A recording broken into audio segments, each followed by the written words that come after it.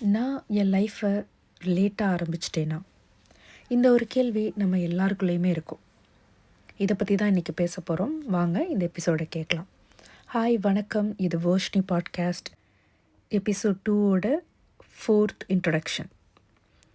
சில நேரம் நம்ம வாழ்க்கையில் இந்த கேள்வி அடிக்கடி வரலாம். அது ஏன் வரும்னா, நம்மளை சுற்றி இருக்கிற எல்லாருமே ஒரு இடத்துல போய் செட்டில் ஆன மாதிரி தோணும். அவங்களுக்கு வேண்டிய விஷயத்தை அவங்க சீக்கிரமாக தெரிஞ்சுக்கிட்ட மாதிரி தோணலாம். சிலருக்கு அது கரியராக இருக்கலாம், சிலருக்கு அது மேரேஜாக இருக்கலாம், சிலருக்கு அது ஃபினான்ஷியல் ஸ்டெபிலிட்டியாக இருக்கலாம், சிலருக்கு லைஃபவே ரொம்ப கிளியராக பிளான் பண்ணி வச்சுருப்பாங்களா இருக்கலாம். இப்படி நம்மளை சுற்றி பல விஷயங்களை பார்க்குறப்போ நம்மளுக்கு இந்த ஃபீலிங் ரொம்பவே ஒரு ஹெவியான ஒரு திங்காக இருக்கும்.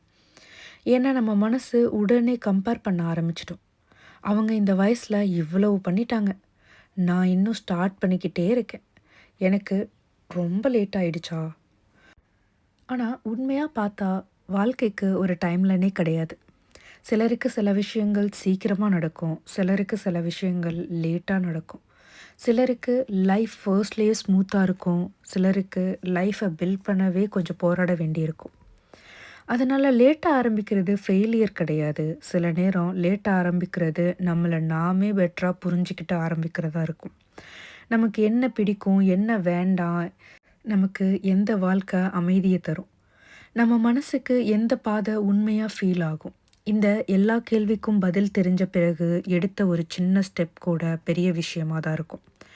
நீங்கள் இப்போ தான் ஸ்டார்ட் பண்ணுறீங்கன்னா இது லேட் இல்லை.